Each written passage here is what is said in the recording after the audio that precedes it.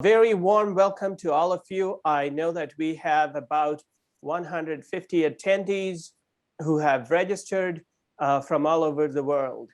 And it is exciting to have people from all across the world participating in a conference like this, especially at this time. And a reminder again to those of you who just joined that we are recording this session, and a couple of bookkeeping announcements.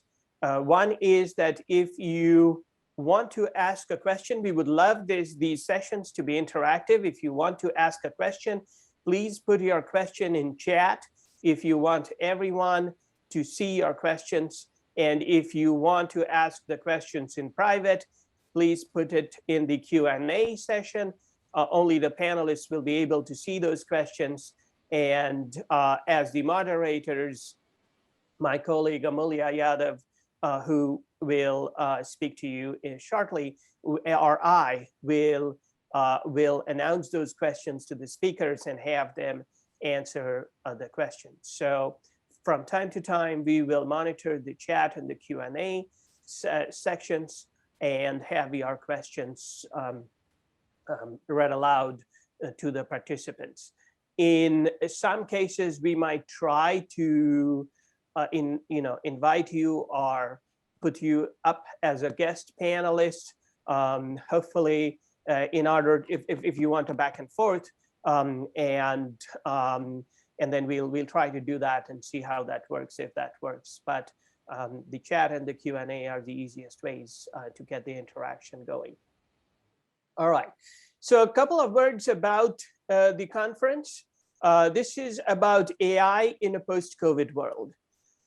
And the reason we wanted to have this conference is that we wanted to discuss about how AI can help in a post-COVID world, and the other way around, as in how being in a post-COVID world helps or changes the trajectory of AI, artificial intelligence, and the way we see it. So this will evolve as we will understand several aspects of these issues as the day goes on, and then hopefully I will, along with some of you, wrap up things at the end of the day.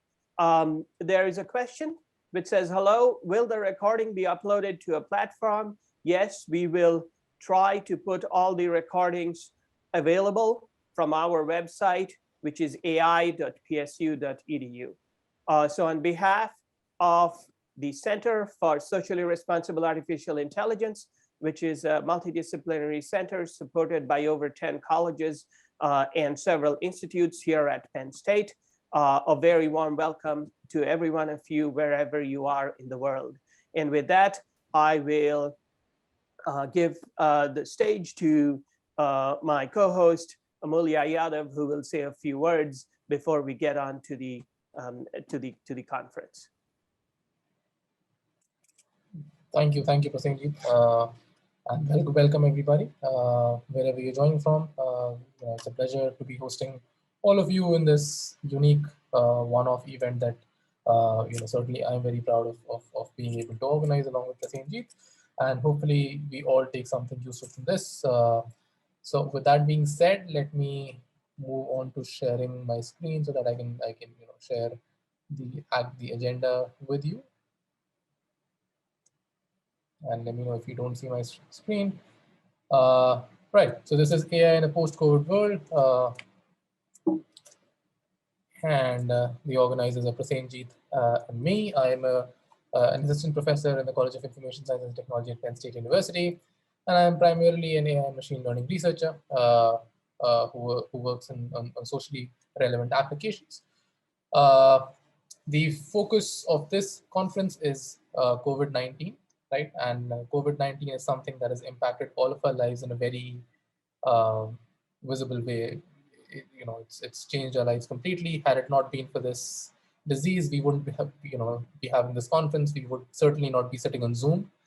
And instead, we'd be having some conference on AI or databases in some fancy location somewhere in the world. Last time I checked, these slides I prepared 5 days ago. COVID-19 has led to 151 million infections worldwide, and it's led to 3.2 million deaths. And if you're joining in from the United States, then there might be a perception that the worst has already happened, right? Because vaccination numbers in the US are looking quite good. Almost 50% of the country has, or slightly more than 50% of the country has received at least one dose. Almost 35% of the country is fully vaccinated. But the situation elsewhere is quite dire. So, the blue lines over here are showing the waves of COVID-19 that hit America. And we thought that was bad enough, right? Each wave when it came, we used to think what what can be more worse than this, and then we experienced the second, third wave. And hopefully this is when vaccination numbers, after significant number of vaccination, hopefully we won't see a fourth wave. But in India, which is where I am right now, we are in the midst of this terrible second wave where the entire healthcare system has collapsed. And we're seeing world record numbers of new infections every single day. And this is despite there being an ongoing vaccination program. So clearly the fight against COVID-19 is not quite over. It's 2021, and yet there's a lot of suffering in the world because of this terrible disease, right? And so this conference is about, it's been more than 1 year into this pandemic, which changed our lives, and tackling it has needed the collective will of interdisciplinary experts from a wide variety of disciplines, such as public policymakers, people in the government, medical science experts, and researchers. And amongst this group of interdisciplinary experts, there's also been a significant group of AI researchers who've been at the forefront in the fight against COVID-19. And the aim of this conference, as Prasenjit was mentioning, was that it's to answer three big questions. What has AI research achieved so far? And what can it achieve? And how can AI research inform, and has it informed the government COVID response? And we're interpreting governments very broadly. So your government could be any institution which has to come up with some sort of a COVID response plan. So it could be Penn State University, it could be the city government of New York City, and so on, or it could be the federal government of the United States, or any other country, right?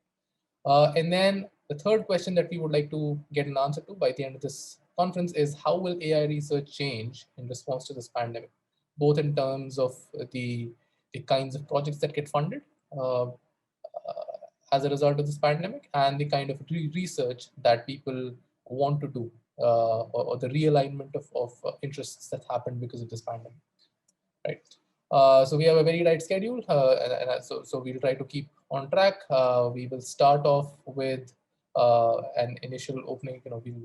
Our conference is going to be inaugurated by the provost of Penn State University, Dr. Nicholas P. Jones, who will be sharing a short remark, a short set of remarks on Penn State's COVID fight, how Penn State managed its own COVID situation over the last year or so. And then after that, we will have two keynote talks. The first talk is by Professor Milind Tambe, who's a Gordon McKay Professor of Computer Science at Harvard University. Followed by that, we will have a keynote with Professor Roozbeh Sadeghian, who is a professor, an associate professor at the Harrisburg University of Science and Technology. After these two keynotes, we will have three interesting panel discussions, and we want these panel discussions to be as interactive as possible. So really, even though in all three panel discussions, there'll be a short opening statement made by each of the panelists. After that, we will have approximately 1 hour or 50 minutes of Q&A, where we expect you, the attendees, to ask as many questions as possible, right? And so any questions that you ask, we'll be happy to take them to the panelists. And get all your questions answered. So it'll be a discussion. The first panel is going to be on understanding what's happened so far. So AI approaches to COVID-19 that have already been put in place. That is what the first set of panelists will be talking about. The second set of panelists will be talking about how has AI been used at different levels of government to inform the COVID-19 response, and how can you get synergies between AI, the development of AI, and the response of government to COVID-19. And then finally, but equally importantly, we will have a panel discussion on in which we'll try to understand with an excellent set of panelists how the funding landscape, the research funding landscape for AI research has changed post-COVID-19. I now have the privilege of introducing Dr. Nicholas P. Jones, Penn State University's Executive Vice President and Provost. Involved in most university operations, Dr. Jones serves as Chief Academic Officer and Chief Budget Officer. He oversees the administration of Penn State's research and educational programs, which supports thousands of faculty members and more than 90,000 students across Penn State's campuses. A native of New Zealand, Dr. Jones completed his undergraduate degree in civil engineering at the University of Auckland. He then came to the United States to earn his MS and PhD in the discipline at the California Institute of Technology. Since then, Dr. Jones has cultivated a substantial background in higher education leadership, having worked in key roles at the University of Illinois and Johns Hopkins University before coming to Penn State in 2013. And during nearly 8 years as our provost, Dr. Jones has emphasized the importance of collaboration, innovation, and the creation of effectual cross-disciplinary initiatives and partnerships that leverage Penn State's faculty expertise and vast research enterprise. He believes strongly in the promise of discovery through information sciences research, including in the field of artificial intelligence, and the many positive impacts that will result from it. I'm so pleased that our provost could be here with us this morning to say a few words. Please join me in welcoming Dr. Nick Jones. And so, on behalf of everybody here, I know that even though the attendees might be welcoming you, you won't be able to hear them. So on behalf of everybody, please accept our warm welcome, Dr. Jones, and thank you so much for making time out of your busy schedule to say a few words. And please feel free to get started whenever you have time. Thanks. Thanks very much. I'm thrilled to be here and have the opportunity to welcome you all on behalf of Penn State, and to thank you for engaging in this meaningful and timely event. I have a complaint though. I wish you hadn't used that pre-COVID picture, because everybody could see what I looked like 18 months ago and what I look like now, and really see the impact of COVID on an individual. So anyway, definitely it has been an interesting 18 months for all of us. So I'd like to just begin by thanking everyone involved in with the Penn State Center for Socially Responsible Artificial Intelligence, especially including the Center Director, President Mitra, and the workshop chair and Mulya Yadav for organizing this conference, as well as our keynote speakers, panelists, and all of you as attendees. I think it's a fantastic program, and we're just really thrilled that you are all a part of it. For me, this event reflects our institutional commitment to engagement on issues affecting our world and the development of AI solutions. As we emerge from the COVID-19 pandemic, it's vital that we lead and collaborate to use AI to mitigate the challenges it has presented, as well as many other challenges of our time. And I think we all are aware that it's not just COVID that we have been dealing with over the past 18 months. While the pandemic is by no means over, addressing it effectively has required the collective will of experts from a variety of disciplines, including researchers, medical practitioners, industry professionals, and of course, policymakers. AI researchers at Penn State and other institutions of higher ed are among those who have made significant strides in developing tools and techniques to help tackle the pandemic. These efforts align clearly with the mission and vision of our institution. I get to brag a little bit about Penn State in these remarks. We are a multi-campus, land-grant public research university that educates students from around the world and supports individuals and communities through integrated programs of teaching, research, and service. In turn, Penn State strives to lead in research, learning, and engagement efforts that facilitate innovation, embrace inclusion and sustainability, and inspire achievements that will affect the world in positive and enduring ways. I can't emphasize enough how integral Penn State's research enterprise is to making a difference in all of these areas, and we take great pride in it. In the 2019-20 fiscal year, Penn State's research expenditures in total exceeded $1 billion for the first time. The total figure, $1.01 billion US dollars, includes a record $633 million in federal funding, as well as $375 million from a combination of private funders, the Commonwealth of Pennsylvania, and internal university sources. This funding total places Penn State among a select group of research universities nationally and reflects the interdisciplinary strength we've built here over several decades. The milestone also reflects the strength of support for the university's research activity and how it helps us solve complex societal problems. From advancing health to addressing food security and sustainable energy solutions to contributing to economic development, Penn State's research enterprise is dedicated to improving the overall quality of life for people in our local communities, around our nation, and in the world. Penn State's strategic plan through 2025 is actually titled A Commitment to Impact, and our work in AI research is helping to deliver on that promise. Our plan includes several thematic priorities, such as enhancing health and driving digital innovation. And we view these priorities through a global lens with a focus on solutions such as those emerging from your AI research.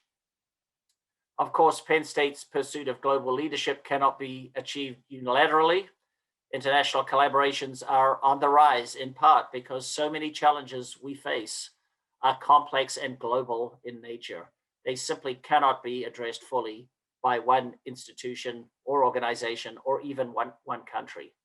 By partnering with select institutions and other entities around the world that have goals similar to ours, we can combine and leverage our resources and expertise to address the global challenges we all face together. That's why AI research and the results of it matter so much to all of us. It's part of a vision for global health and resilience that seems more important now than ever before. And we are proud to be at the forefront of AI research, facilitating new collaborations, cutting-edge approaches, and discoveries that will have positive global impacts. Penn State has substantial strengths in areas related to AI and machine learning, including information retrieval and text analytics, knowledge representation, deep learning, advanced data, and computational infrastructure. The university also has a strong presence in several scientific disciplines that can benefit from AI methods and tools, including the life sciences, agriculture, health sciences, cognitive and brain science, and social sciences, among others. We launched Penn State's Center for Socially Responsible Artificial Intelligence about a year ago. Housed administratively in our College of Information Sciences and Technology, the center promotes the development and application of AI to all areas of human endeavor, with an emphasis on understanding the social and ethical implications of these activities. The center also supports and encourages activities that enhance the social good through the ethical use of AI and efforts that can mitigate threats from its misuse. The center advances multidisciplinary research in AI across and well beyond our institution, enabling robust, socially responsible AI by involving expert stakeholders in science, technology, business, policy, law, and the humanities. Ultimately, the center will transform research and education in the field. That's our vision. Improve society, government, and all facets of human life through its work, and serve as a clearinghouse for AI at Penn State, nationally and globally. Hosting this conference is one way in which the center is working to advance that vision. Last fall, the center kicked off its AI for Social Impact seminar series during which the best and brightest AI researchers convened weekly for invited talks and panel discussions. Among other topics, experts explored the roles AI can play in promoting health, access to opportunity, and sustainable development.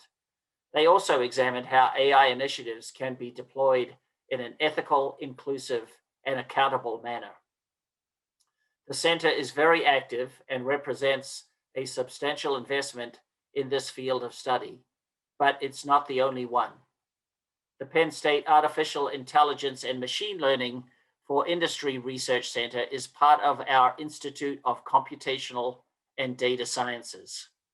This center enables the Institute and its industry partners to enhance the creation, development, and refinement of sponsored Penn State AI and machine learning research, all of which supports science and society through digital innovation. This center is also a gateway to the university's expertise in world-class AI and machine learning for organizations that want to use them to enhance their business processes and power their products and services. The center hosted an industry forum in March, attended by more than 50 people from 22 different companies, including Google, Amazon, and Morgan Stanley. It featured presentations by experts from 6 Penn State colleges and 5 campuses. More recently, Penn State took significant action to grow its activity in the AI space. Last month, Penn State launched the AI Hub, an expanded initiative in artificial intelligence. This initiative will bring together the university's considerable resources and talent to further advance its position as a global leader in developing innovations in AI, as well as use AI and machine learning to solve societal challenges of all kinds. The AI Hub is designed to forge collaborations among Penn State's AI researchers, centers, and institutes, and increase the visibility and impact of our AI research. The Hub will serve as an entry point for faculty interested in finding collaborators working on AI. Already, Penn State's Institute for Computational and Data Sciences and the Social Science Research Institute are working together to grow AI across our academic colleges and campuses. The university also announced last month the creation of 2 additional research centers that will be part of the AI Hub.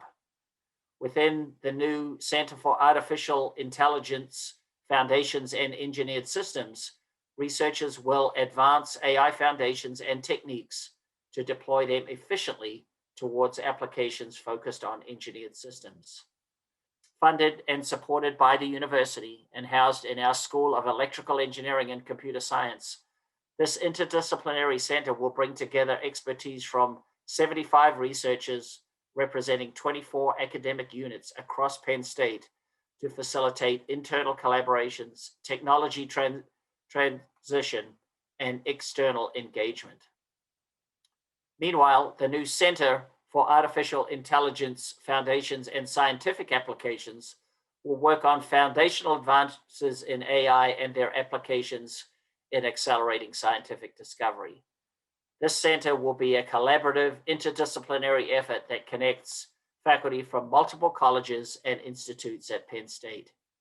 It currently comprises faculty affiliates from 9 Penn State colleges, 21 academic departments, and 2 campuses.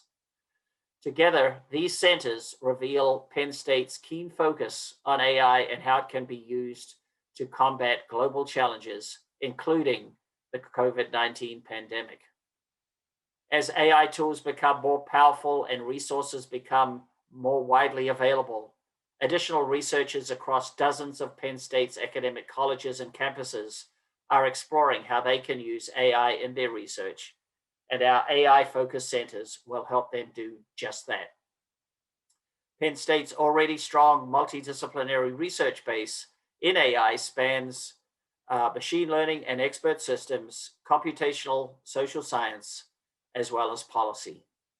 It covers a range of fundamental discoveries to translational applications, including radiation oncology, human disorders, ethics, transportation, energy, and cybersecurity. So needless to say, our institution is highly invested in AI and the promise it holds to address global needs and challenges. The AI Hub will help accelerate these explorations for solutions, advancing scientific discovery, knowledge creation, and innovative applications of artificial intelligence. In the meantime, I'm just thrilled that our Center for Socially Responsible AI is holding this conference for about 150 experts worldwide. In just over a year, this center has become recognized as a leader in the field and has done tremendous work.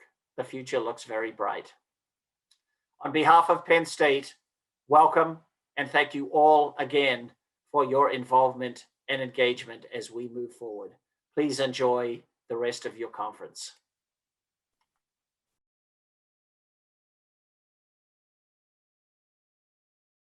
We're very fortunate to have with us Professor Milind Tambe. Thank you so much for being here, Professor Tambe. Professor Tambe is the Gordon McKay Professor of Computer Science and Director of the Center for Research in Computational Society at Harvard University. Concurrently, he is also serving as the Director of AI for Social Good at Google Research India. Professor Tambe's work focuses on advancing AI and multi-agent systems for public health, conservation, and public safety, with a track record of building pioneering AI systems for social impact. He is the recipient of numerous awards. He received the IJCAI, which is the International Joint Conference in AI, John McCarthy Award, the ACM, Autonomous Agents Research Award, the AAAI Robert S. Engelmore Memorial Lecture Award, and he's also a fellow of AAAI and ACM.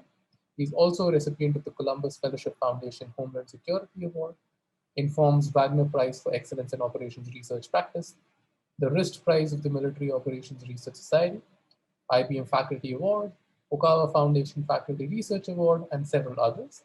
Professor Tambe has contributed several foundational papers in artificial intelligence in areas of multi-agent systems and computational game theory, for which he's received influential Best Paper awards at a number of premier AI conferences. Professor Tambe's research with his group has often provided the very first use of AI and multi-agent systems algorithms in large-scale societally impactful applications, including those related to COVID-19. Once again, on behalf of everybody here, Professor Tambe, thank you so much for taking time out of your busy schedule. And please feel free to get started whenever you're ready. Thank you. Thank you, Amulya. Let me share my screen first and make sure everything is working.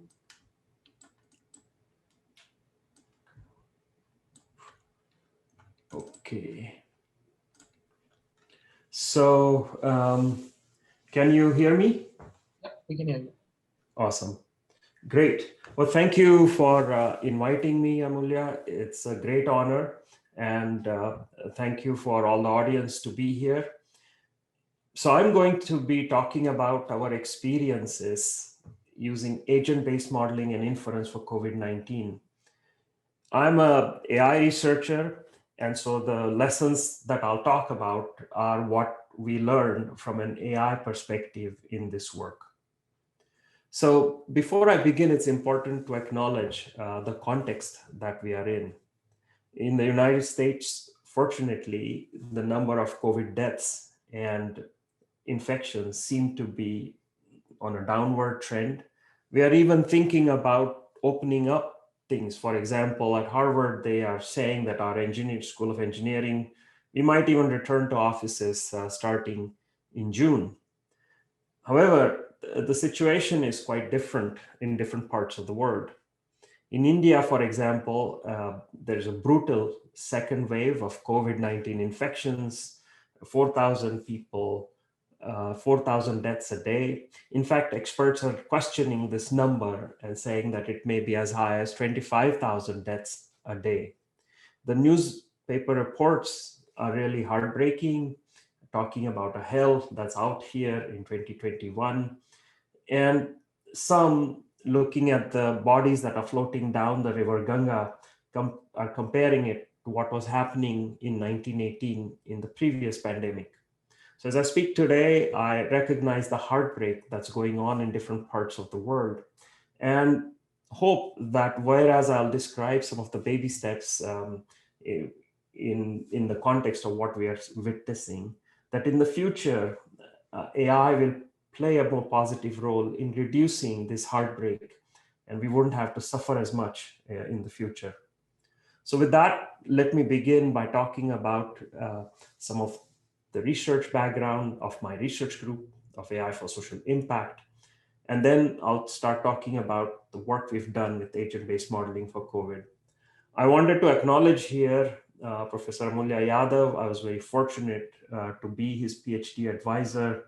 And so I'm very grateful that, that he's here, and I'll describe some of the work that he did, for which we are both very proud of. So following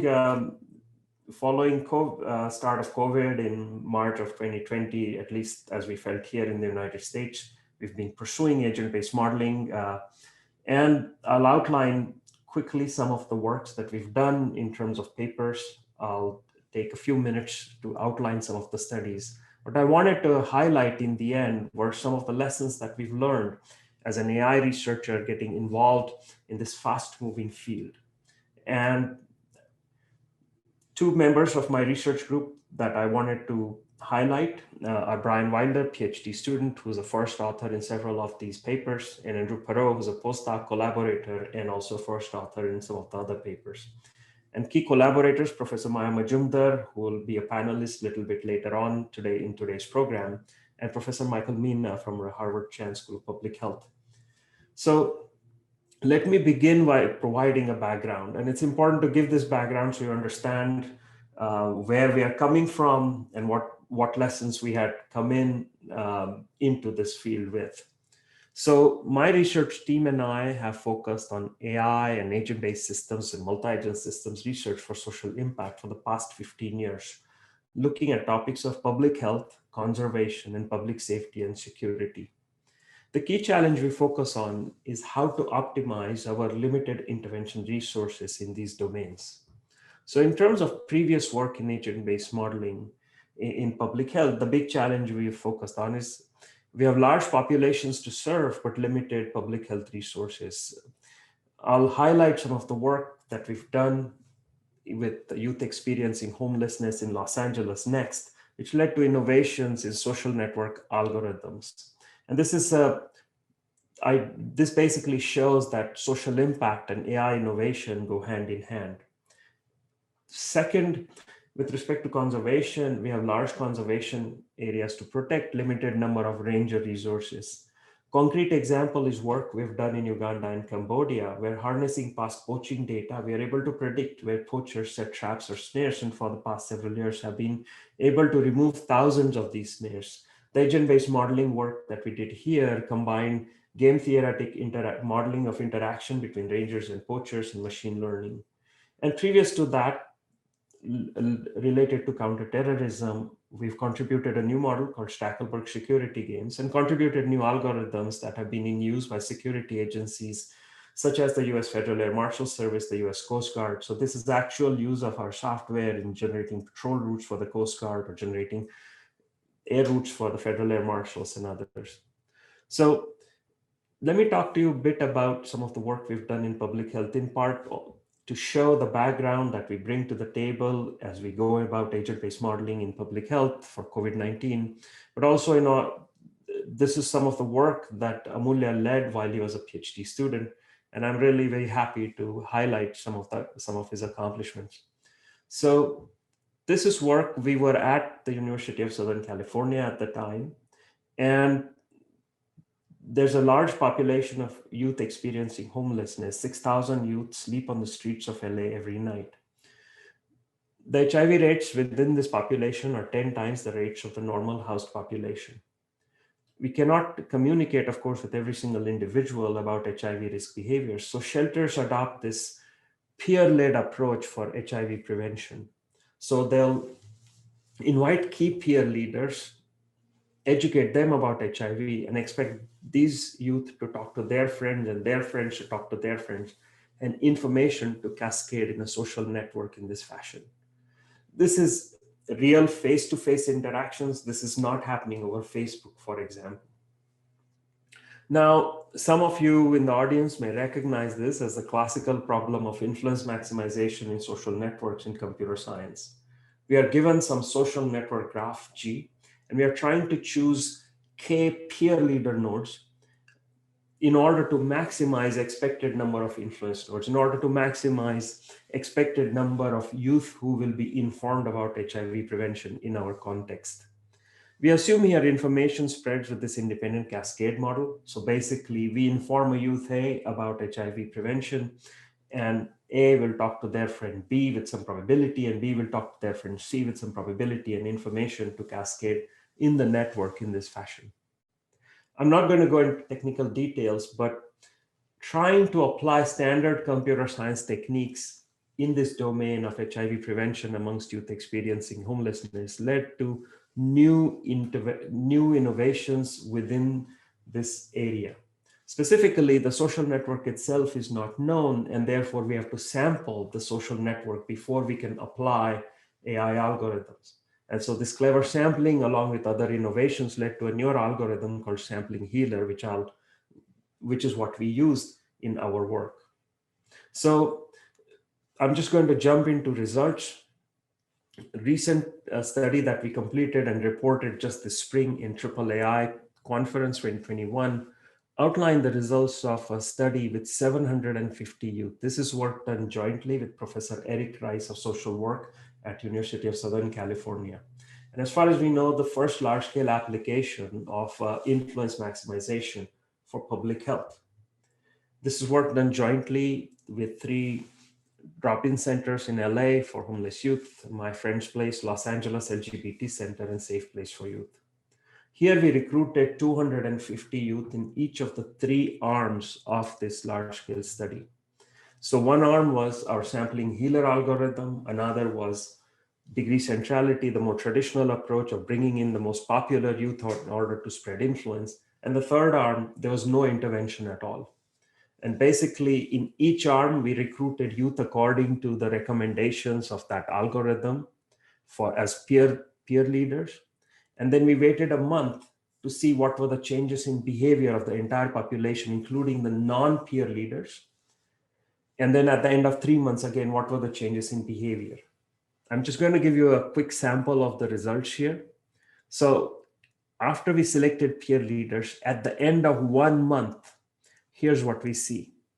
In terms of reducing HIV risk behavior of condomless anal sex, we see that with sampling healer, there was more than 30% reduction, but with degree centrality, there was no change, and with control group, there was no change. At the end of 3 months, in terms of the change in behavior, degree centrality begins to catch up, but still sampling healer is significantly better. The main point here is that at the end of 1 month, sampling healer had managed to change behavior much faster. And this is important because this is an HIV risk behavior. And this is a community where people come and go. It's a dynamic community, and therefore having this behavior change happen faster is important. There are many other metrics that are reported in our AAAI paper. If you're interested, you're welcome to follow up on that. There are many lessons we learned, particularly with respect to respecting interdisciplinary collaborations.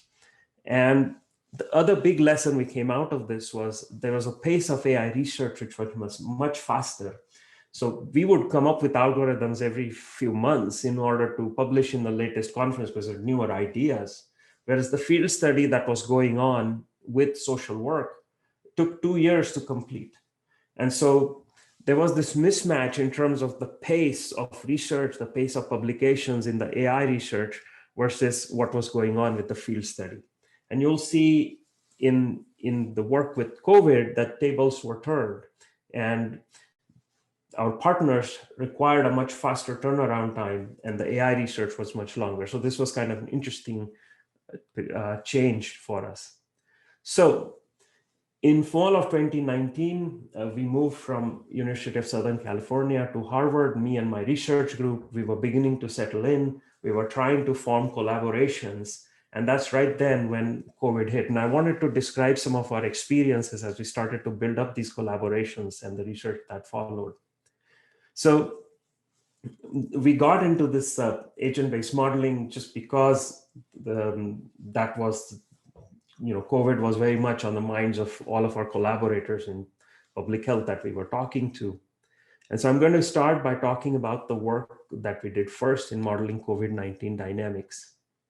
So before I go on, it's important to understand, what do we mean by agents here? These are computer programs that simulate individual people. So for example, agent A is an individual with age 47, has diabetes, has no hypertension, and has two agents, B and C, in their household. And agent H has different characteristics, and there are millions of such agents in our simulations. Now, when each day we simulate the activities of each of these agents. So we imagine that this agent, obviously, agent A, for example, on day one is interacting with other agents in its household, but it's also interacting with other agents in its work, at work, community, and etc. And the red here shows an infected individual. The way these contacts happen are determined by contact patterns and so forth from surveys that we have. The sizes of the household are also determined by surveys on sizes of the household in the different communities that we model. So every day we model these interactions and spread of infections, and days go by. And so by day 5 here, we find that agent A has now been infected. Agent D has tested and isolated itself, but there are other interactions that will continue to happen in terms of spreading of infections. So this is how when I talk about agent-based simulations, this is the kind of simulation that is going on in our program. So when in spring of 2020, around March, COVID was just spreading around and Harvard started beginning to shut down, we had contacted Professor Majumdar to talk to her about some other work that we wanted to do with her. We were just trying to explore different collaborations. And it just so happened that the day we were supposed to talk to her was just about the day when Harvard had announced that they were going to shut down. So this meeting actually happened virtually over Zoom. And what Maya suggested was, instead of working on the topic that we were going to discuss, to pivot and start working towards applying these agent-based modeling work towards COVID. And so we came up with this agent-based model that had many newer characteristics compared to other agent-based simulations that were being built for COVID. And it was really surprising the pace at which, in the agent-based area at least, these models were coming around. And so our particular model had families modeled, it had comorbidities, we modeled the age distribution, contact patterns, and Bayesian inference over unknowns, which I'll discuss in a minute. Just to give you a little bit of detail here, there was a contact matrix that modeled the contact pattern among different agents. And we modeled different severity of the disease. And this meant that we needed to infer different parameters as to how patients progressed from mild to severe to critical stages or to the recovered stage. The work was ultimately published in the Proceedings of National Academy of Sciences, and it was only possible because there's a whole team working on it, both from Maya's side and from our side. And it was this big team, interdisciplinary team effort that could bring together all of the knowledge in order to make this work be pushed forward quickly. I'll very quickly turn to one of the innovations here, which was in terms of parameter inference. So we wanted to understand, to infer variations in dynamics and progression of the epidemic across different parts of the world. Here, as you can see here, we're looking at Hubei, Lombardy, and New York City. And we wanted to infer R0 for these different places. So these are unknowns that we are trying to infer. And so the way this works is that we have some priors that we have sampled, and then we run our model and try to match the results with the daily trajectory, the trajectory of daily deaths that are known. And based on that, then we refine our priors. And so basically what we get here in terms of R0 for Hubei, Lombardy, and New York City are shown. We see that Hubei, we find lower R0 compared to New York City, as as we understood those results at the time. And the paper has some policy implications for controlling the second wave. So this was looking backwards in terms of, this was around March of 2020, looking backwards at what were the infection rates. And the next step then was to look forward. This was April of 2020, and different states were planning to lift different lockdowns. And the question was, could we use our agent-based model to predict what would happen if different states change their lockdown processes? So for example, if there was a high contact increase, meaning the lockdown was completely removed, versus medium contact increase, some restrictions, but some reduction in lockdowns. And what we projected was significant increases in numbers of deaths and infections in these states, which appear to ultimately have come about as predicted by our model. And this led to coverage on CNN and other news outlets. The Daily Beast, for example, was collaborating with us on this project, and it reports extensively on questioning different government officers based on the results of our simulations. So we are glad to have contributed to the dialogue on lifting of lockdowns at that time. The key lesson I learned here, among other things, was that we and AI may have had the right kind of tools to model, but Maya knew the right question to ask. Had we not talked to her, we just fortunate to have talked to her at the right moment, just happened to have a meeting scheduled for some other reason. Had we not done that, then we wouldn't have known what to build. So this expertise of asking the right question comes from our interdisciplinary partners. So the next collaboration that we built up, actually, I just was sending cold emails to my colleagues, was with Professor Michael Mina in Harvard Chan School of Public Health. And at the time, he was talking about this question of there being a range of tests that were entering the market of varying sensitivity and costs. So there's the PCR test we know has high sensitivity, meaning it detects low viral concentrations, but has a high cost and has a slower turnaround. It may take us a day to get the results back. But then there are something like the antigen strip, which requires higher viral concentrations to be detected, but has a low cost, but you get the results back in 15 minutes. And so the question then becomes, if you're a campus like Harvard or Penn State or some other school, and in fact, many schools were testing entire student bodies, all of the students, what is the right testing strategy? Should we using PCR or the antigen strip? And the challenge here is that, of course, with PCR, for example, schools were could go bankrupt if they required testing of all of the individuals frequently.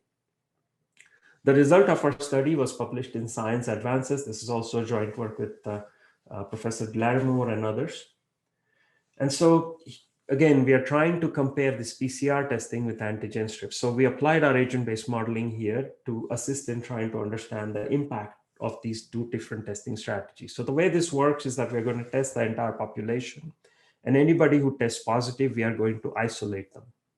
And so if we could run these tests every 3 days, so equal frequency, and if we could get the results back immediately, and then as soon as we get the results back, anybody we see positive, we isolate. On the y-axis here is the total number of infections.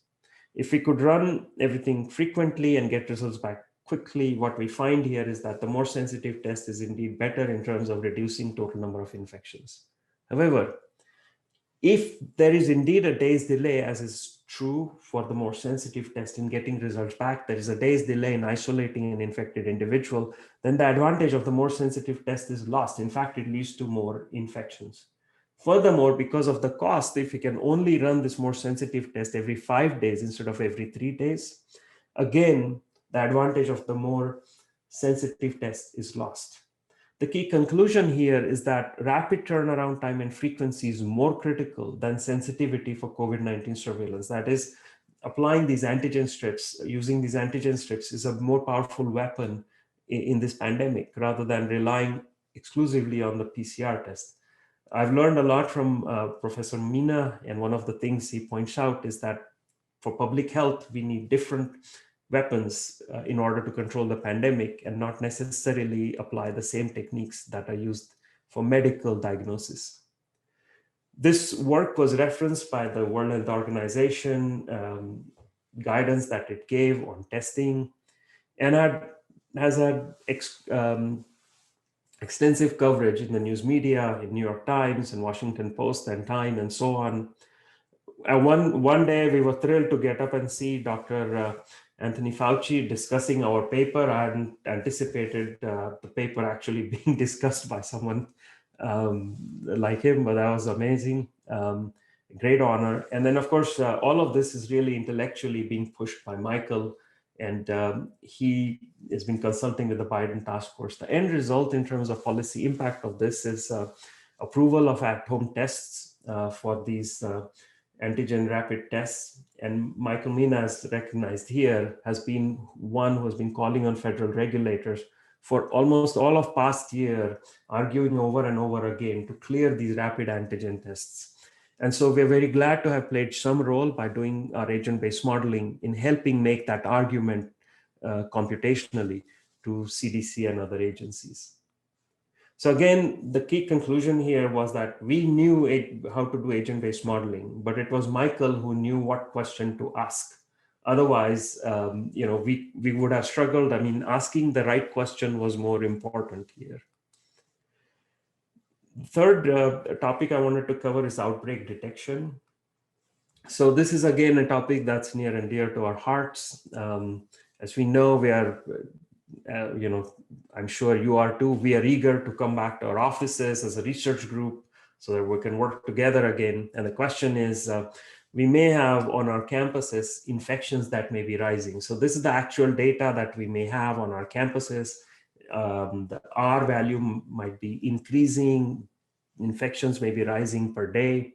However, we may only be able to sample, in this case, this model is only sampling a small fraction of the student population or whoever is at work in a campus. And when we sample a small fraction, there's a question of partial observability, and we get an observed data sample that's, that may look something like what is shown in the green box. So the number of positive tests that are returned per day may look quite different from the actual data that exists on the ground. So on the left is a picture of an actual outbreak, are rapidly increasing, whereas on the right, we don't know, is this really an outbreak that's going on if this is all we get to see? Existing methods from epidemiological literature, for example, are looking for what's on the left in the red box. However, they can't account for partial observability very well, which of course AI techniques are better at. And the question for us then becomes, how do we detect these outbreaks from noisy and sparse data from the kinds of test results that we may get? And this is a question we may face this fall going into the future as we try to monitor the disease from sampling small fractions of a population on campus.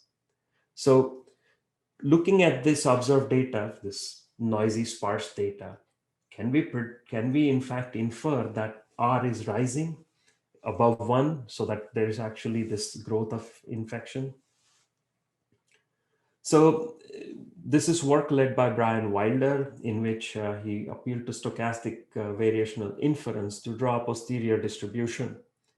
The key challenge here is that there are many, many latent variables between actual case counts, the red box that I showed, and the actual value of R, in the sense that we don't know the total number of daily infections. We don't know when each individual is going to test positive. Exactly who's selected for testing may also be different. And so there's tens of thousands of these latent variables, discrete variables, and this required us to come up with a newer AI model to make this inference. This paper was published in AAAI 21. And what we see here, this is the green line here. So on the x-axis are days, on the y-axis is value of RT. This is R varying per time. The green line is the actual value of RT, how it's increasing. And you can see at day 20, it changes and goes above 1. The orange line is the state-of-the-art models trying to infer the value of R. And we can see from this orange line that they missed the green line entirely. Whereas the GPRT, this new tool that we've come up with, a probabilistic tool, we can see that it tracks this value of R much more closely. So tracking and responding to epidemics will require new AI methods. This is really opening up a new research direction for AI researchers. And I anticipate that there'll be a lot of follow-on work here because it's an important topic, but requires also an advance in AI. And I hope people will follow up on this type of work because it's really relevant to where we are going. Essentially, the challenges of partial observability with a very large number of latent variables. And so we've come up with our own method, but I'm sure there's much more to be built on top of this method. I'll quickly go over some of the other works that we've done. This was work done, cohort modeling as part of our work with Google Research India. And so this is in the fall of 2020, when in different parts of India, for example, in Mumbai, they started thinking about starting up the suburban trains. And so the question, I mean, the trains had been shut down. Obviously, people were suffering due to the lockdown. It was important to open up. And the question was, what was the right way? This work is led by Alok Talekar and a whole team from University of Virginia and others at Google Research India and Indian Institute of Science. So the key idea that we tried to model here was cohorts. So you could imagine there's different groups of travelers. For example, one group of travelers going from Churchgate to Dadar, another group going from Marine Lines to Bandra. And the basic idea here was that each cohort would stay together from source to destination, and they would stay in one particular compartment of the train. And in this way, we try to avoid infections being spread. So this is the way this would work. You can imagine that there's a cohort traveling from, say, Dadar to Mahalakshmi, one other cohort traveling from Dadar to Mumbai Central. So they all are in different parts of the train, and they travel together, they enter the station together, and they travel together. And then at the entrance to each station, there's some screening. And if any member of a cohort is found to be symptomatic, then the entire cohort is then quarantined. So this as work, as I said, was published in AMAS 2021, which just concluded last week. And what we showed here is if indeed we follow this cohorting idea, this was obviously, the work was done in October, the paper was presented recently, that the orange line, as we can see, reduces the total number of infections. A key conclusion here was that we presented this work to policymakers in fall of 2020. They decided that they didn't want to follow this approach. And perhaps given what is going on today, one would conclude that perhaps a more cautious strategy should have been adopted for opening up trains. But this is what we noticed from our interactions with the policymakers at the time. There was further study I wanted to draw your attention to. This was again work with the same team with University of Virginia and others, where we looked at mobility flow reduction at state level in India due to the different lockdown policies. The key lesson here that I learned is that this research, we were used to thinking about our agent-based modeling. I mean, we had been working at a fairly rapid pace for our taste, but we were thinking about, okay, what do we want to change in terms of AI modeling and so on and so forth. But there's so much work going on all over the world in terms of mobility, and there's so much mobility data being published and so on, that by the time we got around to actually completing this work and trying to publish it, there were others who had already moved forward. And so this was an interesting shift from the kind of work we had done in the past, where the AI side was much faster and the public health side was slower. Here, the tables had turned, and we realized that things really needed to move much, much faster. I know I'm running out of time, so I'm going to quickly go through some of the other work that are ongoing under submission.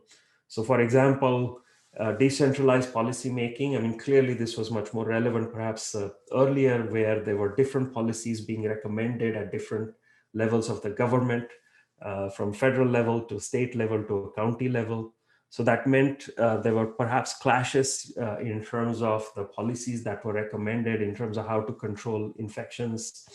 And this was cast as some kind of, this is cast as some type of hierarchical game, trying to understand what kind of equilibrium gets reached if different levels of the government recommend different policies.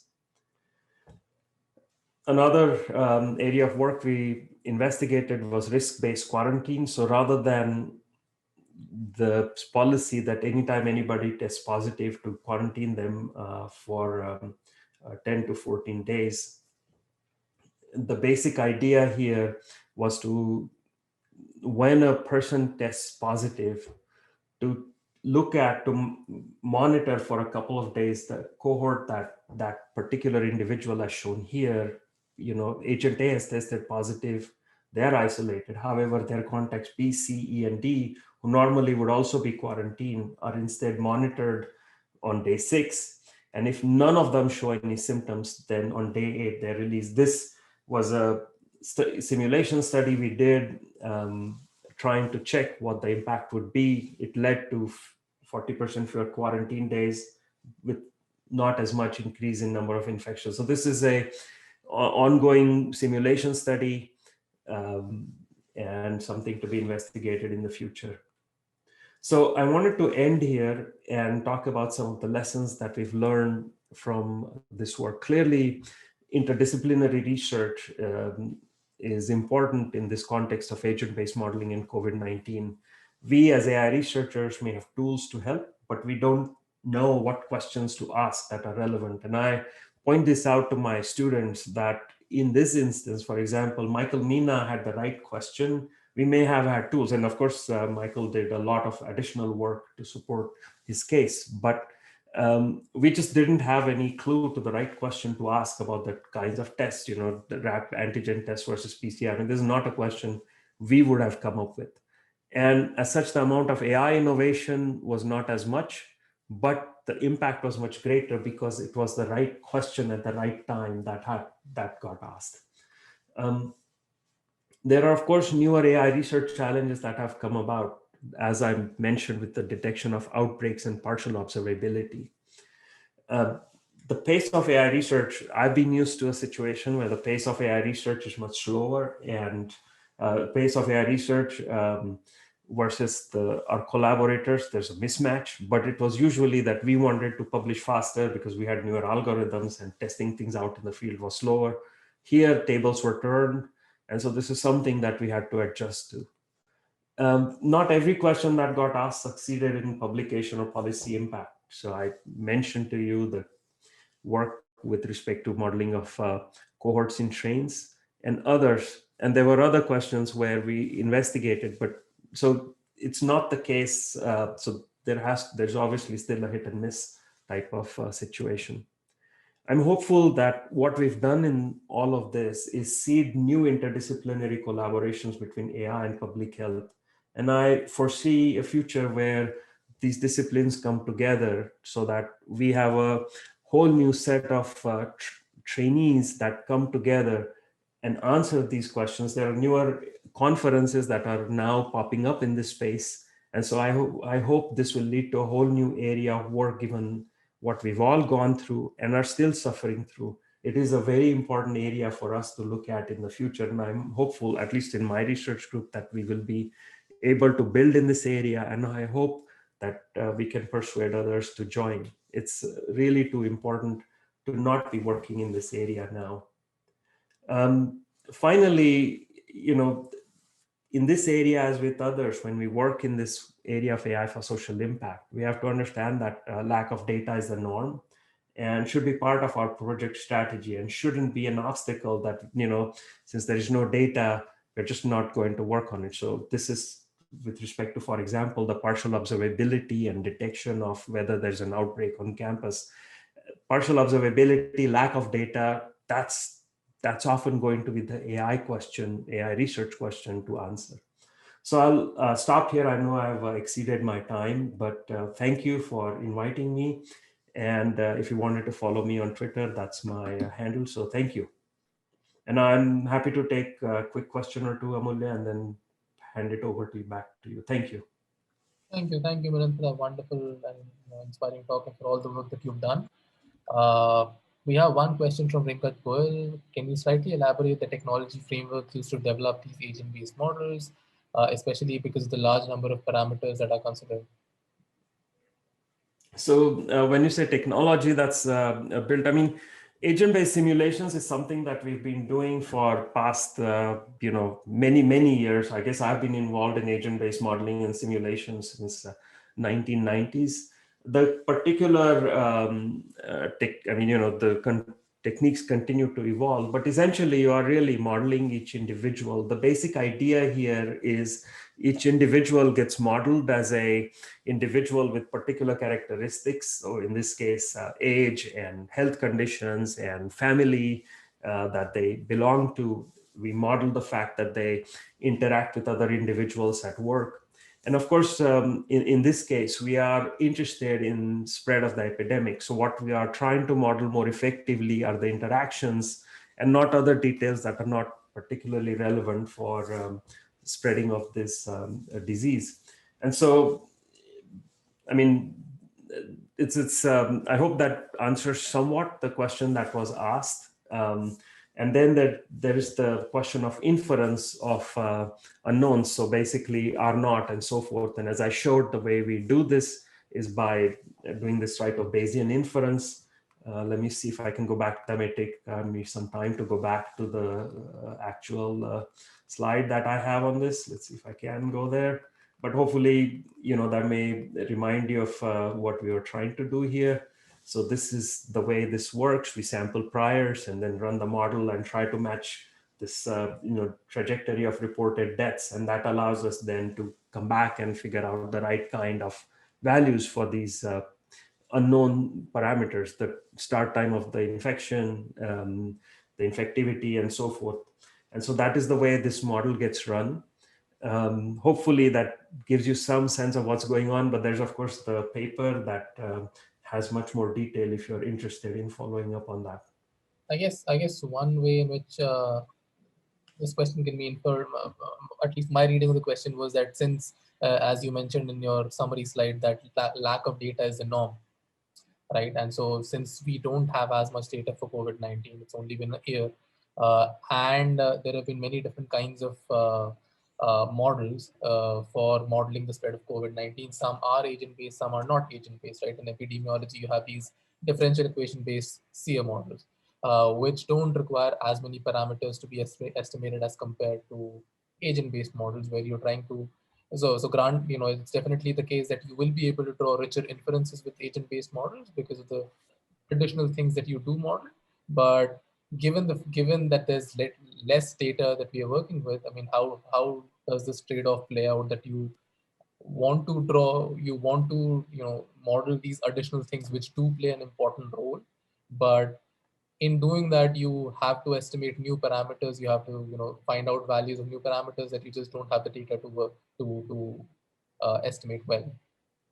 No, no, that's a very interesting question. And of course, there are these different settings and, very early on, for example, Maya did this work when there was very little data available and used tools that just based on very limited amount of data, try to infer the right kinds of parameters that are needed. And so the agent-based models and simulations come in at a later stage, because earlier we're just trying to understand what are the parameters. Later on, when we want to actually make policy recommendations, that's when agent-based models become useful, because in order to make policy recommendations, you have to understand counterfactuals. What would happen if you implement a certain policy versus implementing some other policy? And there are obviously these inference techniques, and we have to further develop these inference techniques in order to make them better. But without these agent-based models to actually model policy recommendations, at least fine-grained policy recommendations. I mean, we've tried to work with the simpler differential equation-based models, and then it becomes very difficult to model these fine-grained policy recommendations. For example, in our PNAS article, we point out if you shelter in place not the entire populations, but individuals between ages of 40 and 60, for example,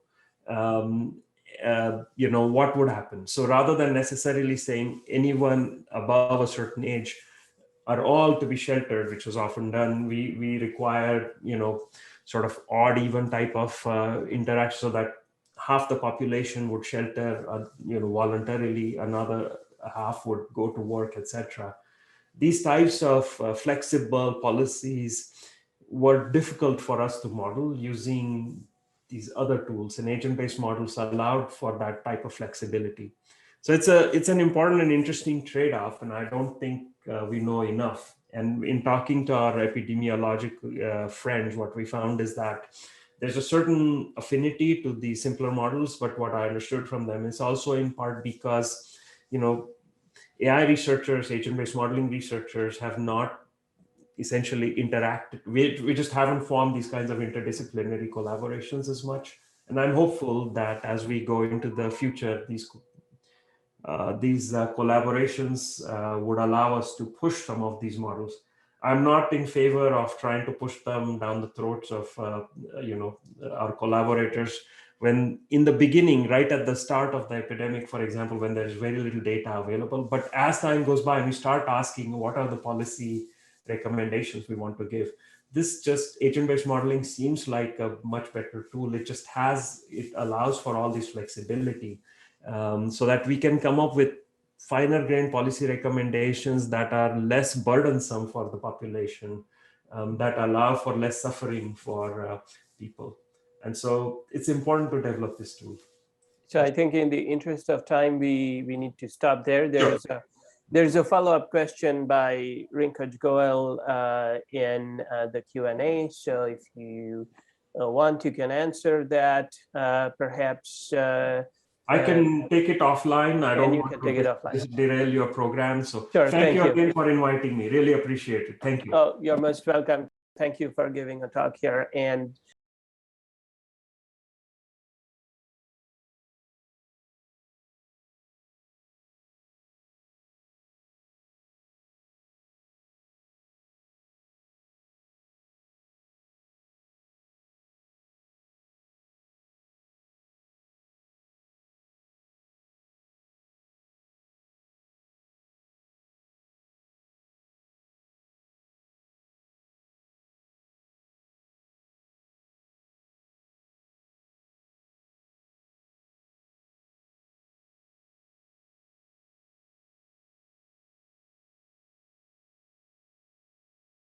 Professor Sadeghian is currently an associate professor of data analytics and lead instructor of machine learning at Harrisburg University of Science and Technology.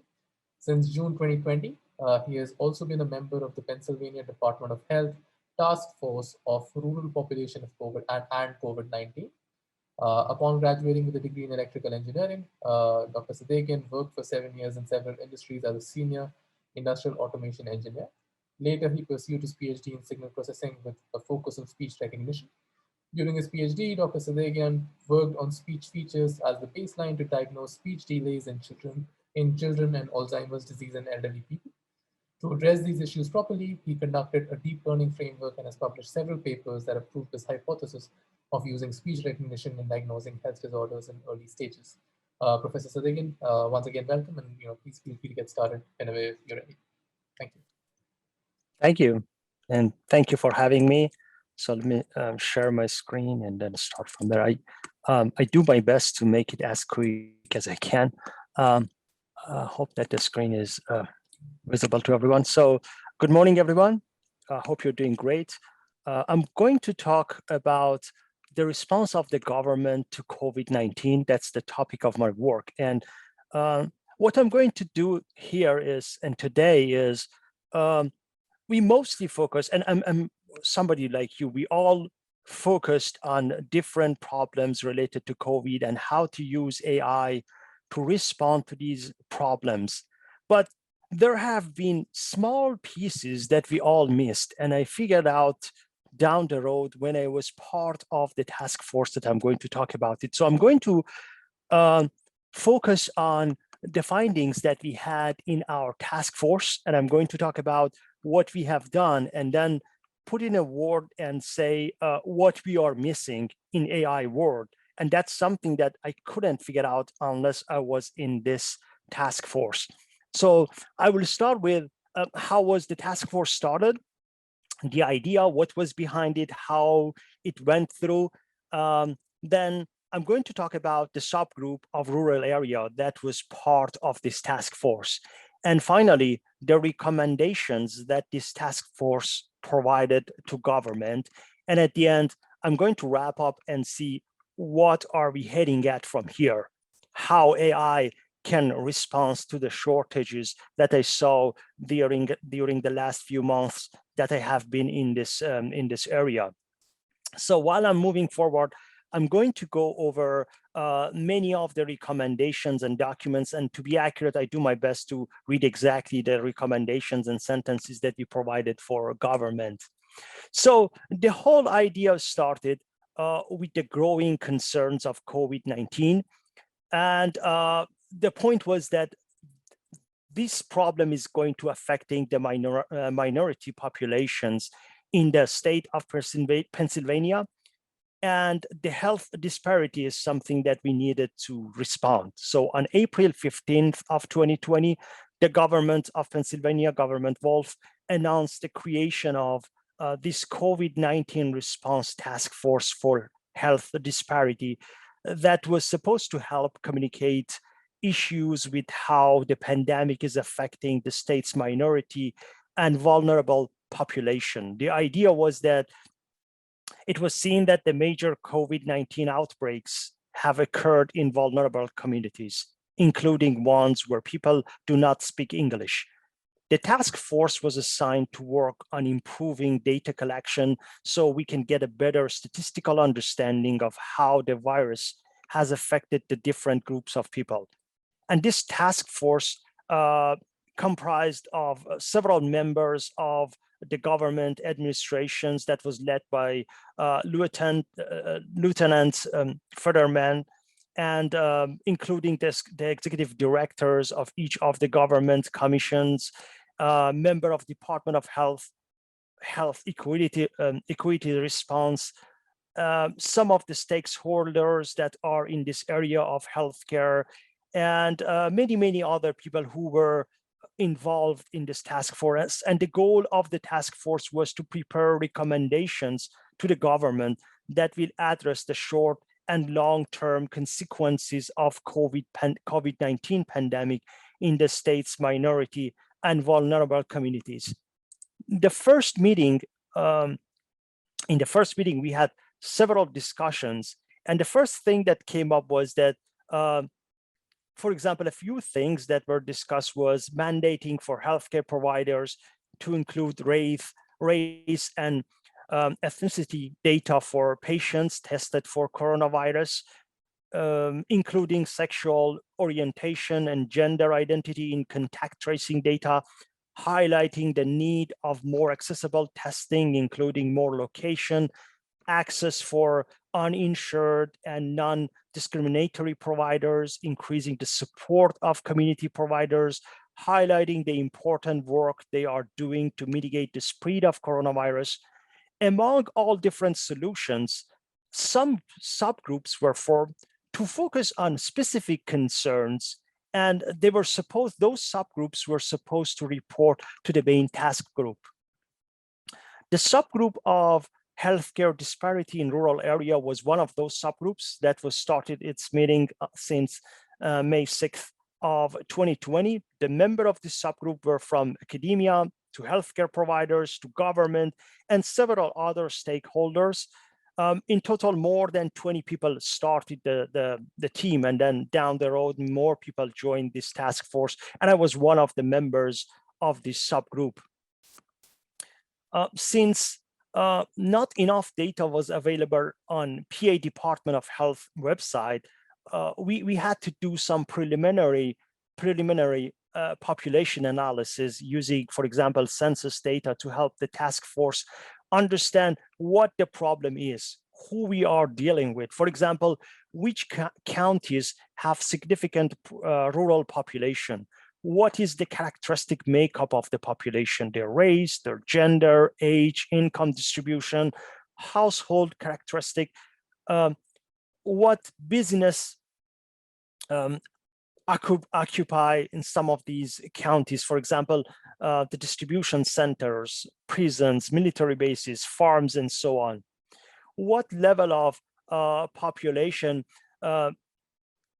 is, how much we can break down the population county-wise or city-wise? What is the correct approach?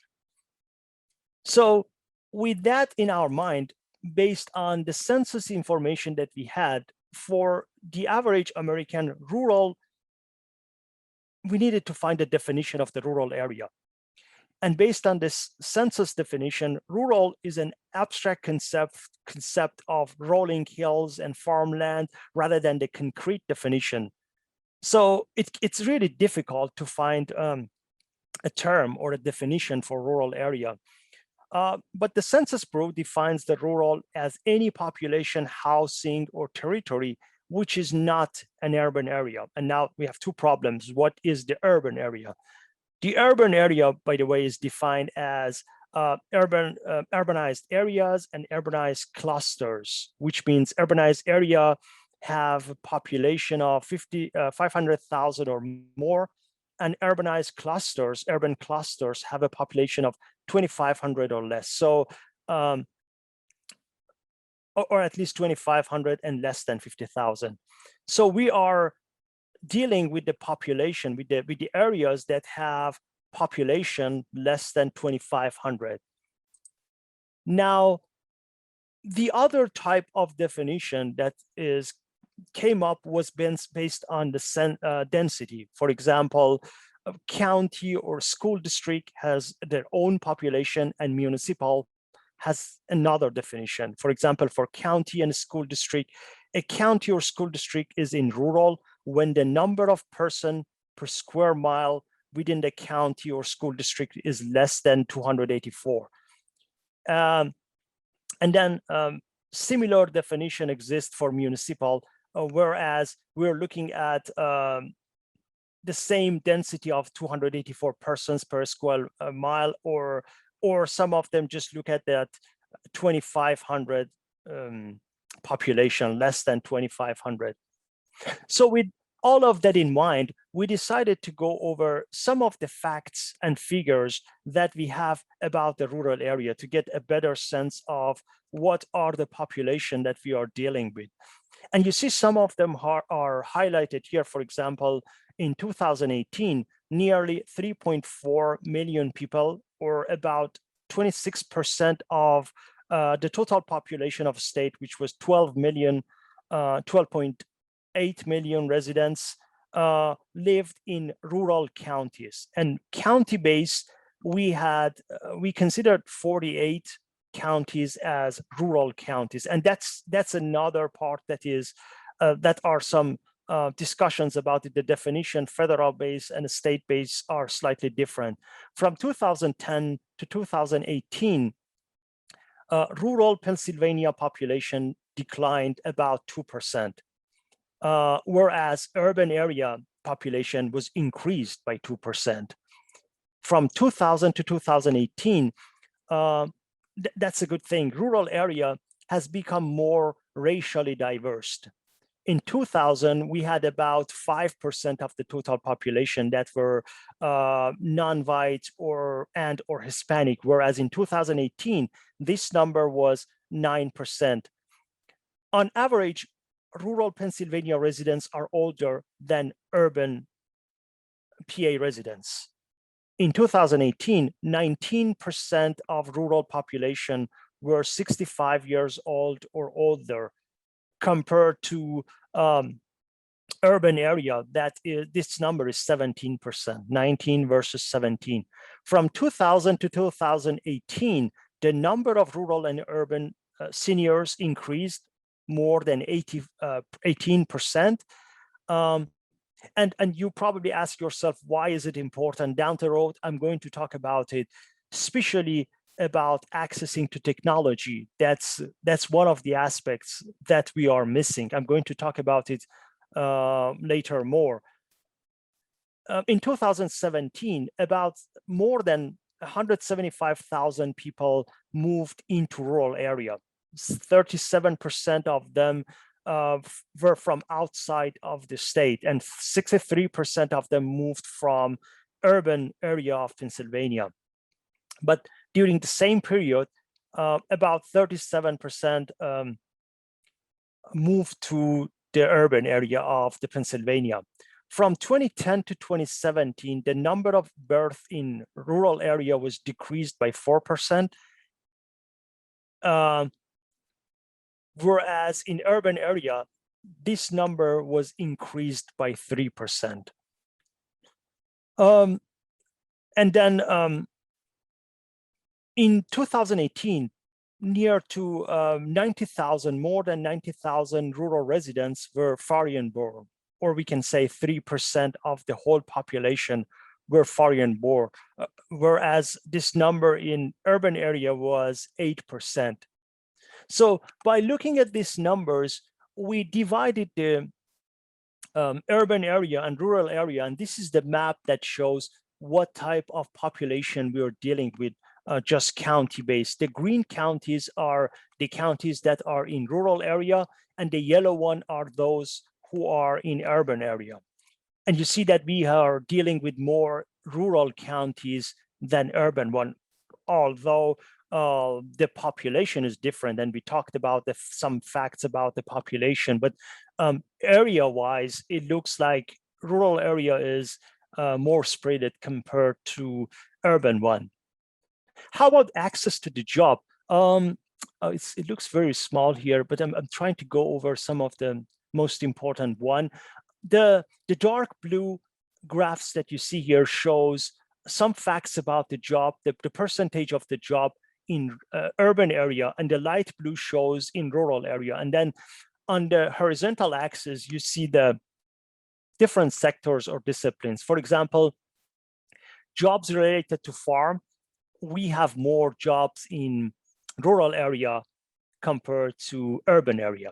Whereas for technology or manufacturing, for all of the others, the percentage of jobs related to urban area is more than rural area. And in total, the last column shows the total, which obviously is more in urban area. So we wanted to have more detail about what is happening. So in the rural area. So the graph that you see here is a nice graph that shows correlation between the percent of each county classified as rural versus demographics and metrics, which were obtained from 2020 County Health Ranking aggregated by Robert Wood Johnson Foundation and University of Wisconsin. The bar graph that you see here, you see the numbers that are different. They start from very low number to very high number.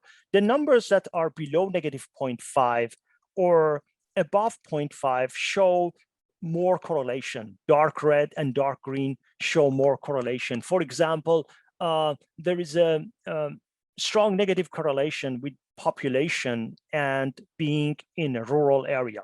And that's something that we really expected to see, less population in rural area. Or percentage of Asian, we expect to see less Asian in urban area compared to in rural area compared to urban area. We also have some of these dark green graphs, for example, for percentage of 65 years old or more, that see the correlation is higher in rural area compared to urban area. By analyzing this figure and figures like this, the committee followed the recommendation for 6 core strategies that we need to consider. For example, clinical case considerations for vulnerable population at risk for COVID-19, strategic communications, coordination of strategic partnership, mass fatality, economic stability, and coming up with some predictive models to see what we are heading at from this point. And this is especially significant. Low population density doesn't mean low risk. Residentially, neighbors are miles apart, not feet or yards apart. So this is different from what we see normally in urban area. Low income means low resources. Aging implies diminishing capacity, low community resources, which means challenging of access to health services, no public transit, low mass communication resources, low community services. Some do not have post offices, telephone poles that support phone lines and above ground cables not maintained, underutilized roads, few grocery stores, no public water. These are the things that we can see more likely in rural area. Culturally becoming more diverse in limited area. Farms are like seasonal immigrant populations. Some are remote plants who have shift works, transient populations moving around again seasonally. And these are all the things that if we want to have a good data analytics, a good analysis, we need to take them into effect. So we had some analysis about some of the factors. For example, water access. How is it going on? How can we make comparison between water access during the pandemic for those who are in COVID area, in rural area versus on urban area? And here you see it in the form of this graph. The darker shows more dense or more correlated or more water resources per 1,000 people in that particular county. As I mentioned, this is a graph which is county-based. For example, in Beaver, we have one water source for every 3,000 people, which this is a rural area. Whereas in Pike, which is an urban area, we have 13,000 per 1,000 people.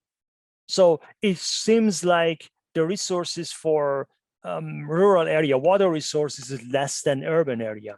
Or medical access, which is an important factor that we need to consider. The graph that you see here shows the number of medical resources for every 100 people. And the numbers that, again, I think that's not clear. I wish I had made it a little bit bigger. But in general, in Montgomery, which is an urban area, we have 5.28 medical resources for every 100 people.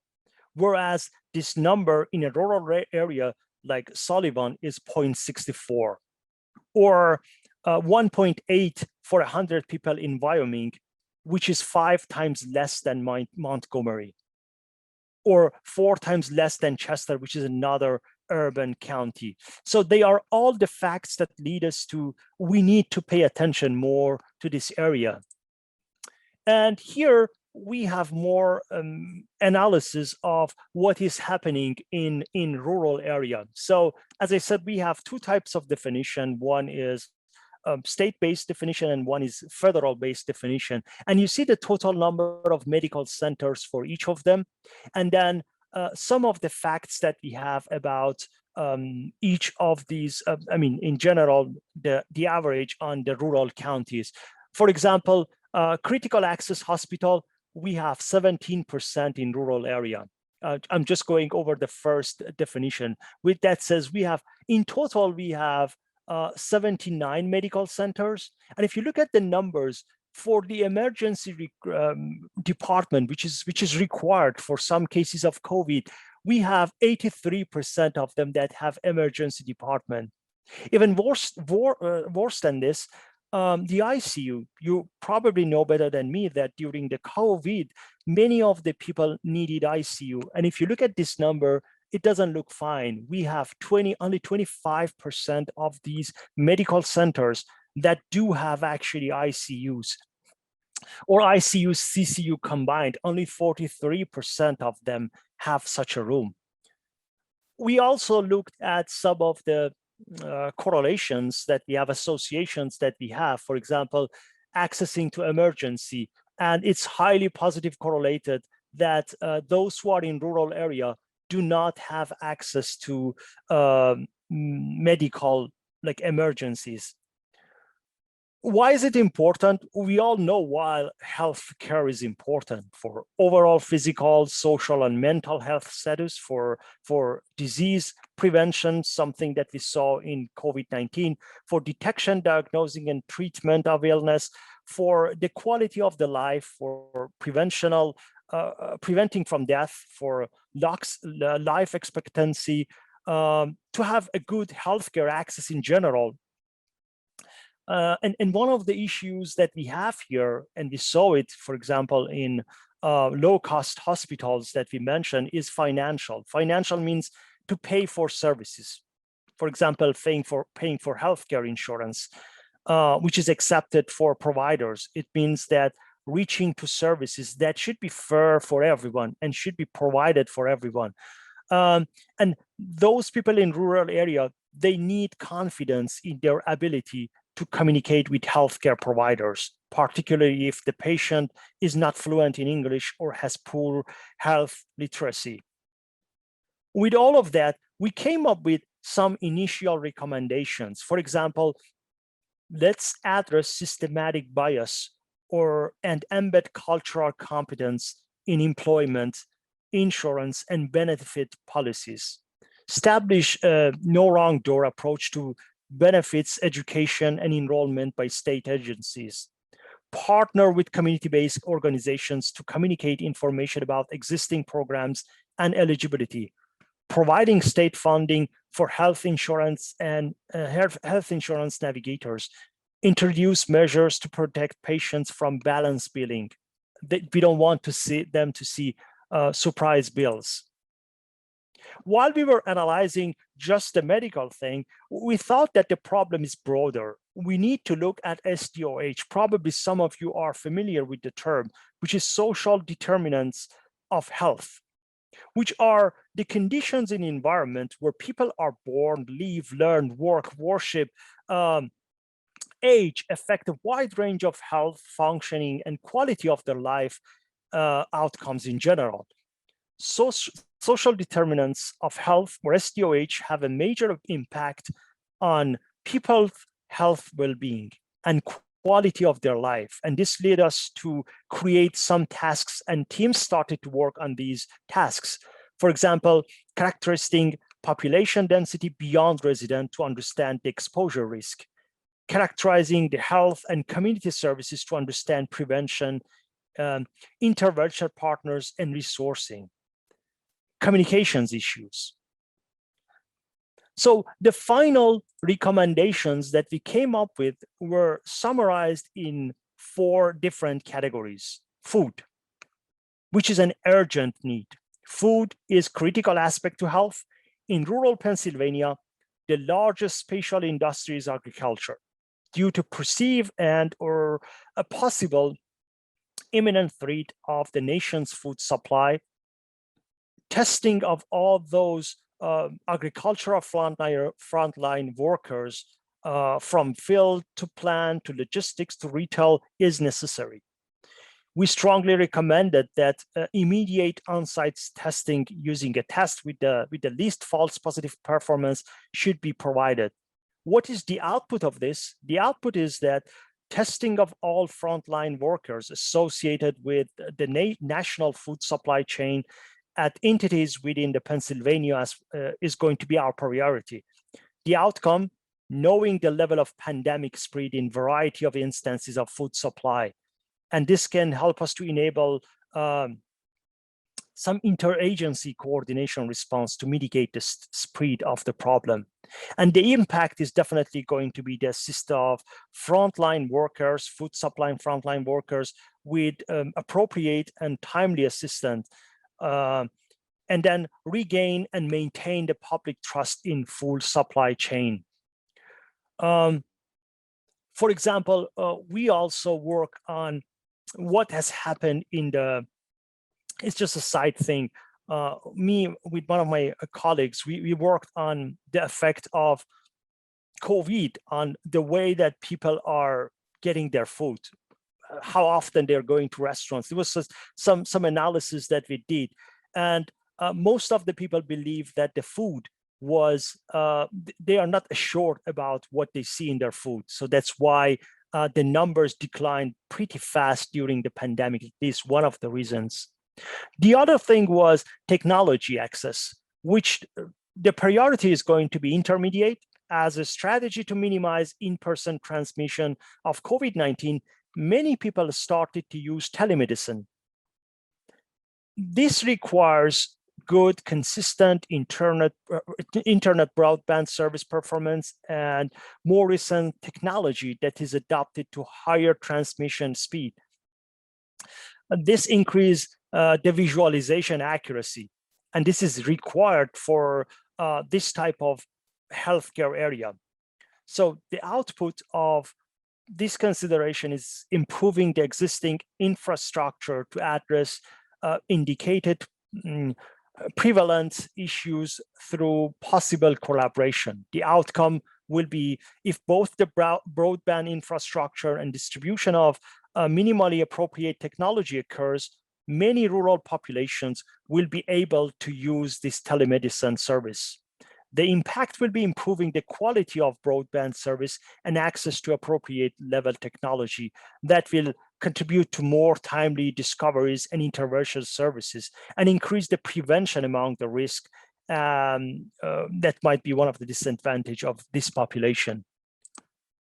Next thing that has, that's not an immediate need, but it's going to have a long-term effect is transportation.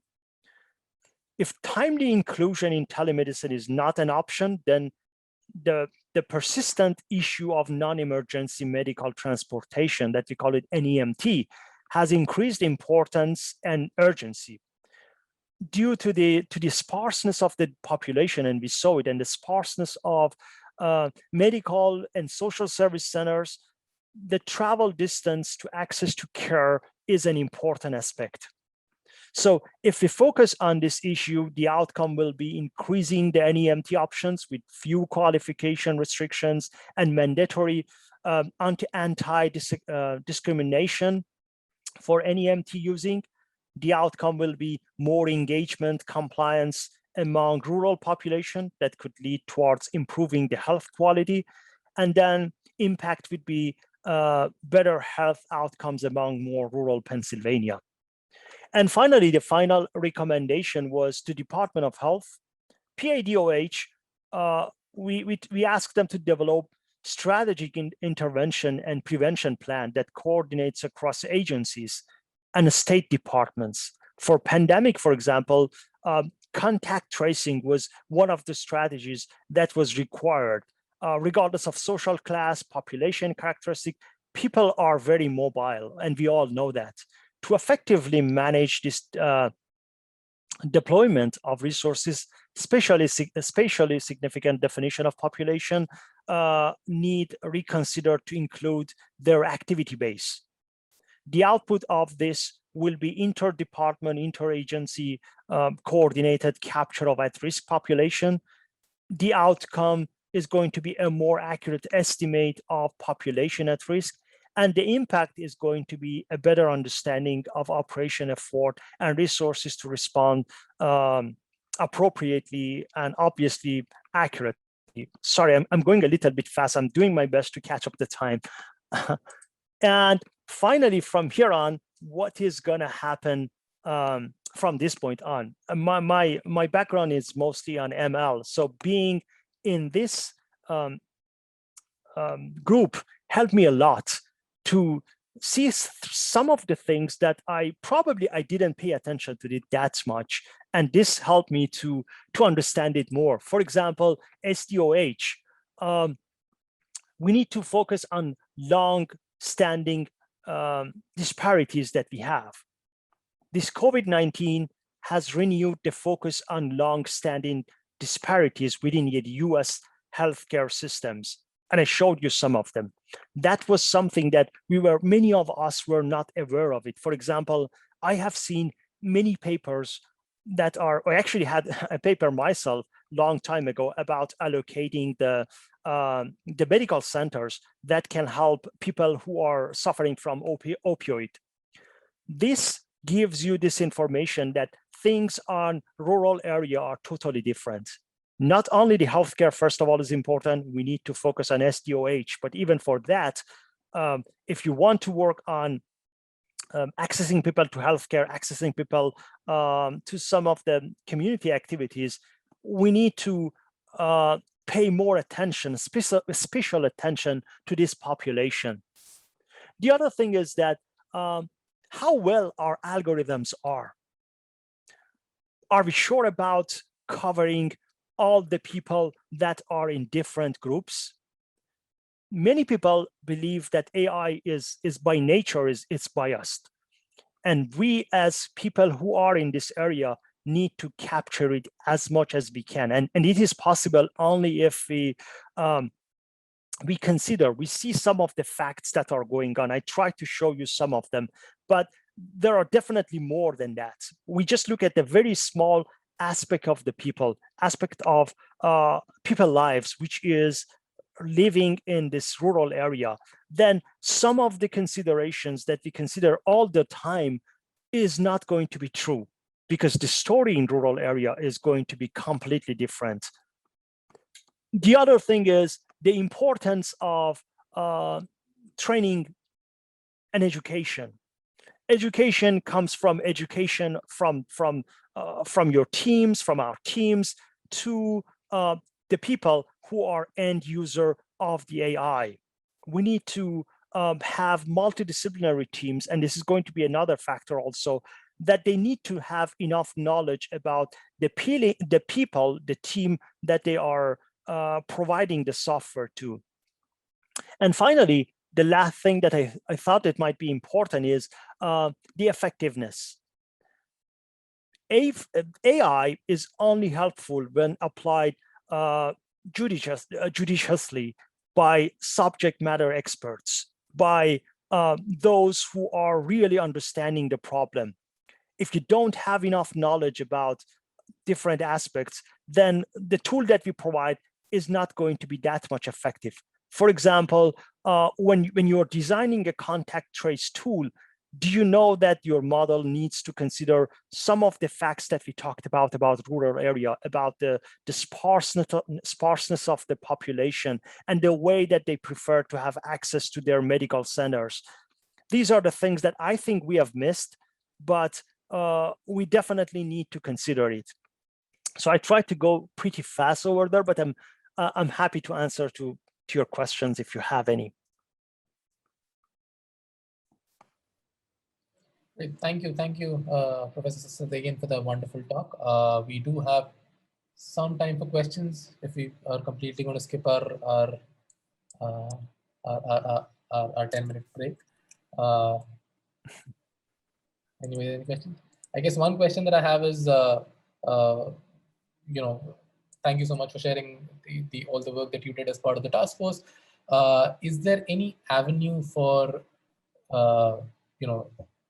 AI researchers, the work that they're doing, how if they want,